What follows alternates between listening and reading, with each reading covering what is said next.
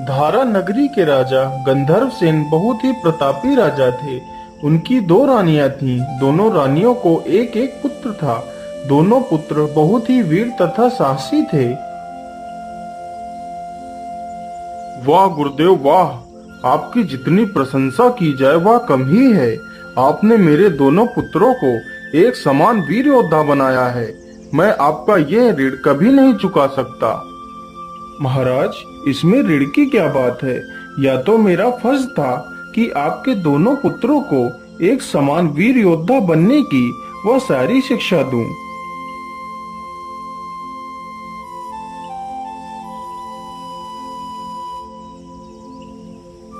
देखो हमारे बेटों की बहादुरी और वीरता को। इसे कहते हैं असली राजकुमार, जो चाहे तो अपनी शक्ति से पूरे संसार को अपने कदमों में झुका सकता है। इनके होते हुए हमारे देश की ओर कोई भी शत्रु आंख उठाकर नहीं देख सकता। महाराज गंधर्व सेन की जय हो। महाराज गंधर्व सेन की जय हो। राजकुमारों की जय हो। राजकुमारों की जय हो। उसी समय सारा राज्य दरबार जय जयकारों से गूंज उठता है।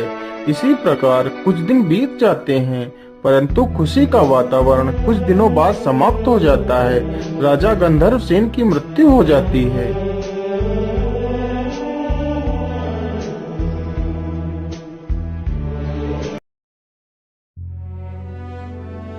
मंत्री जी, अब तो हमारे महाराज नहीं रहे, इसलिए इस राजगद्दी पर वीरसेन को बैठाना चाहिए। वह हमारे राजा के बड़े पुत्र हैं, इसलिए राज्य गद्दी पर प्रथम अधिकार उन्हीं का है। इसी प्रकार सारे कार्यकर्ताओं ने मिलकर वीरसेन को ही अपना राजा बना लिया।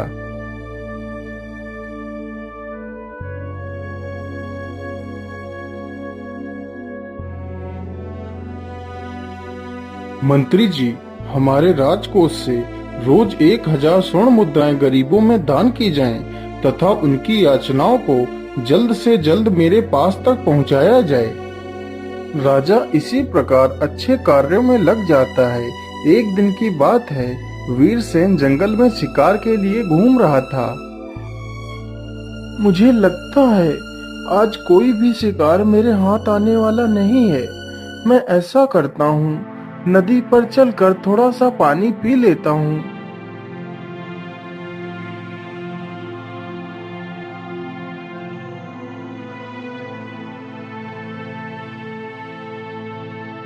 अरे वाह! ये लड़की कौन है? यह तो बहुत सुंदर है। इसके जैसी सुंदर लड़की तो मैंने आज तक नहीं देखी।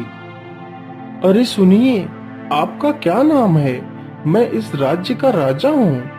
मैं नंदिनी हूँ। मेरे पिता मिट्टी के बर्तन बनाते हैं, तो मैं इस नदी पर मिट्टी लेने आई थी। वीरसेन मन ही मन उस सुंदर लड़की से प्रेम कर बैठता है। जब वह वापस महल आता है तो वह उसी लड़की के बारे में सोचता रहता है। क्या करूं? कैसे मिलूं उस लड़की से? मेरा मन तो विचलित हो रहा है। मैं ऐसा करता हूँ, कल सुबह होते ही उसके माता पिता से मिलकर नंदिनी का हाथ मांग लेता हूँ। सुबह होते ही राजा उस कुम्हार के घर पहुँच जाता है। महाराज, इससे ज्यादा खुशी की बात हमारे लिए और क्या हो सकती है कि आप मेरी बेटी के साथ विवाह करना चाहते हैं। इसी प्रकार वीरसेन उस लड़की से विवाह कर लेता है। उन्हीं के राज्य में एक निर्धन ब्राह्मण रहता था, जो दिन रात देवी माँ की पूजा किया करता था। अजी सुनिए, आज आप जल्दी से भिक्षा मांगने चले जाइए। वैसे भी हमें कई कई दिन भूखे ही सोना पड़ा है। यदि आप जल्दी चले जाएंगे तो हो सकता है अनाज कुछ ज्यादा मिल जाए। ठीक है भाग्यवान, मैं अभी चला जाता हूँ। इसी प्रकार ब्राह्मण भिक्षा मांगता और खाली समय में देवी माँ की पूजा किया करता। एक दिन देवी माँ को उसकी श्रद्धा भावना को देखकर उस पे दया आ जाती है।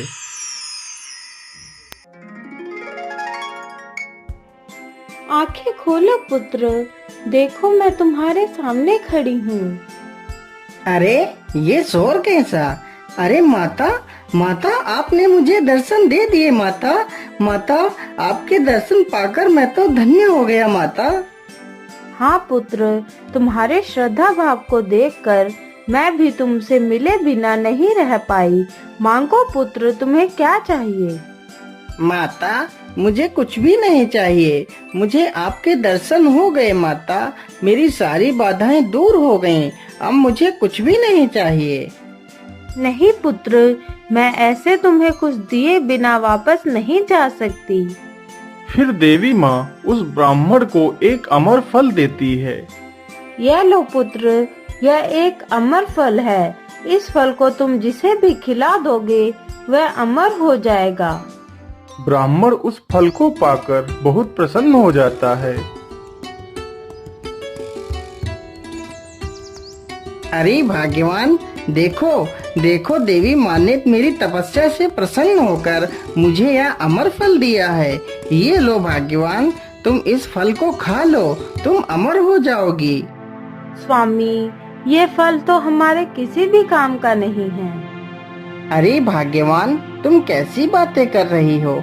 जिस अमृत को प्राप्त करने के लिए देवता दानव तक तरसते रहते हैं, उस फल को तुम कह रही हो कि यह हमारे किसी काम का नहीं है। स्वामी, हम में और देव दानव में बहुत बड़ा अंतर है। सबसे पहले तो हम ब्राह्मण हैं। आप तो जानते हैं, ब्राह्मण का कार्य पूजा पाठ करना और सारे संसार की भलाई के बारे में सोचना है। दूसरा, इस संसार में अधिक देर तक जीवित रहकर हम क्या करेंगे? क्या आप जानते नहीं कि यह सारा संसार दुख और पापों का घर है। इसमें हम जितनी देर अधिक जीवित रहेंगे उतने ही कष्ट हमें सहन करने पड़ेंगे। इसलिए इस अमर फल का हमारे पास कोई लाभ नहीं। तो फिर भाग्यवान, हम इस फल का क्या करें? स्वामी, आप चिंता मत करिए। आप इस फल को हमारे राज्य के राजा को दे दीजिए। वह इसे खाकर अमर हो जाएंगे। बहादुर और धर्मी की आयु जितनी लंबी हो उतनी कम होती है। हाँ हाँ भाग्यवान, तुम ठीक कहती हो। मैं ये फल राजा को दे आता हूँ। इतना कहकर वह पंडित राजमहल की ओर निकल पड़ता है।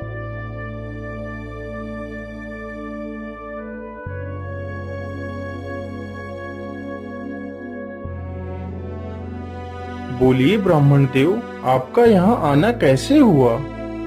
महाराज, मैं आपको कुछ भेंट करने के लिए आया हूँ। महाराज, यह एक अमर फल है। आप इस फल को खा लीजिए, आप अमर हो जाएंगे महाराज। लेकिन ब्राह्मण देव, आप ये फल मुझे क्यों देना चाहते हैं, जबकि आप भी इस फल को खाकर अमर हो सकते हैं? क्या आप ये सब कुछ जानबूझकर कर रहे हैं? हाँ महाराज, मैं ये सब कुछ जानबूझकर और अपनी इच्छा के अनुसार ही कर रहा हूँ। मेरी हार्दिक इच्छा यही है कि हमारे धर्मी राजा अमर हो जाएं। मैं तो एक गरीब ब्राह्मण हूँ, मेरे जीवित रहने अथवा मरने से कुछ भी फर्क नहीं पड़ता। और आप तो इस देश के स्वामी हैं, सारी जनता का बोझ आपके कंधों पर है। इस देश की प्रजा को आपकी आवश्यकता है महाराज। यही कारण है कि यह फल मैं आपके लिए लाया हूँ। ब्राह्मण की यह बात सुनकर राजा वीरसेन बहुत प्रसन्न हो जाता है।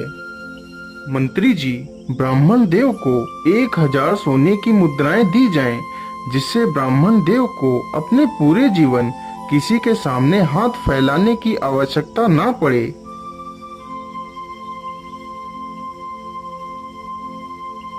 एक 1000 स्वर्ण मुद्राएं पाकर ब्राह्मण खुशी से फूला नहीं समा रहा था। वह जल्दी से मुद्राएं लेकर अपने घर की ओर निकल पड़ता है।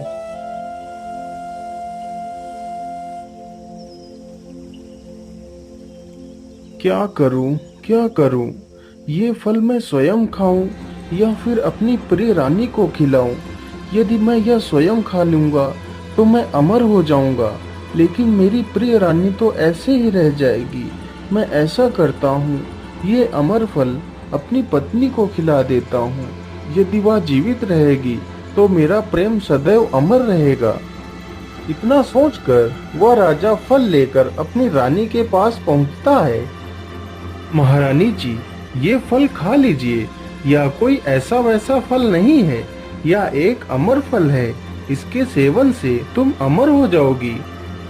अच्छा ठीक है स्वामी, आप ये फल यहाँ रख दीजिए, मैं भी खा लूंगी। राजा फल को वहीं रखकर वहाँ से चला जाता है। क्या करूं? इस फल को मैं स्वयं खाऊं या फिर अपने प्रेमी को खिलाऊं? मैं ऐसा करती हूँ कि यह फल मैं अपने प्रेमी को खिला देती हूँ, ताकि वह वैसे ही अमर और जवान बने रहे। वह रानी अपने ही महल में एक सैनिक से प्रेम करती थी।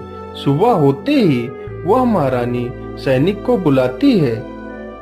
यह लो चंदू, यह एक अमर फल है, तुम इसे खाने के पश्चात अमर हो जाओगी। इतना सुनकर चंदू बहुत प्रसन्न हो जाता है। उस चंदू की भी एक बाहर दुनिया थी, जिसमें वह एक वेश्या से प्रेम करता था। वह रानी से तो सिर्फ प्यार का झूठा नाटक खेल रहा था, ताकि वह रानी कहीं उसे झूठी अवज्ञा के कारण मरवा न दे। वह सैनिक उस फल को लेकर उसी वेश्या के पास जाता है और फल उस वेश्या को दे देता है। हे भगवान, इतना कीमती फल, लेकिन जितना कीमती यह फल है उतनी कीमती मेरी जान नहीं है। मेरी जिंदगी तो वैसे भी नरक है। मैं भला इस फल को खाकर अपनी नरक भरी जिंदगी को अमर क्यों बनाऊं? यह फल मेरे लिए नहीं है। मैं ऐसा करती हूँ, यह फल मैं अपने राज्य के राजा को दे देती हूँ, वह इस फल को खाकर अमर हो जाएंगे। इतना सोचकर वह वेश्या राज्य दरबार में पहुंच जाती है। क्या बात है बहन, तुम कौन हो और तुम्हारा यहाँ आने का क्या उद्देश्य है? महाराज, मैं एक वेश्या हूँ। मैं आपको कुछ उपहार देने के लिए आई हूँ। बोलिए बहन, आप हमें क्या तोहफा देने के लिए आई हैं? महाराज, मैं आपको यह अमर फल देना चाहती हूँ। वैश्या के पास अमर फल देखते ही राजा आश्चर्य में पड़ जाता है। अरे, यह तो वही अमर फल है जो मैंने अपनी प्रिय रानी को दिया था। लेकिन रानी मेरी भेंट की गई वस्तु किसी दूसरे को कैसे दे सकती है? लेकिन बहन, यह अमर फल आपको कहाँ से मिला? महाराज, यह अमर फल मुझे मेरे प्रेमी ने दिया है, लेकिन मैंने इस फल को अपने योग ना मानकर आपको भेंट करने आई हूँ। ये सुनकर राजा बहुत प्रसन्न हो जाता है और उस वैश्या को भी 1000 स्वर्ण मोहरे देकर विदा कर देता है।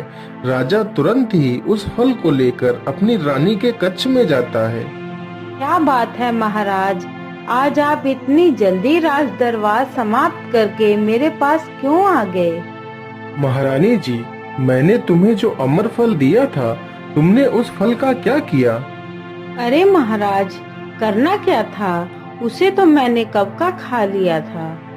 अरे बदचलन, झूठी, मक्कार, मुझसे झूठ बोलती है। यदि तूने वह फल खा लिया था तो ये क्या है? महाराज, मुझे क्षमा कर दीजिए, मुझसे बहुत बड़ी भूल हो गई है। आप ये फल मुझे दे दीजिए, मैं इसे आपके सामने ही खा लेती हूँ। नहीं मूर्ख औरत, इस फल के तू लायक नहीं है। अब यह फल मैं स्वयं खाऊंगा। मैं आज और अभी से एक सन्यासी बनने का प्रण लेता हूँ। यह सारा राजभोग विलास छोड़कर मैं ईश्वर में लुप्त होना चाहता हूँ। इस दुनिया में कोई अपना नहीं है, हर मनुष्य स्वार्थी है, इसलिए मैं सभी का त्याग करता हूँ। इतना कहकर राजा वहाँ से चला जाता है।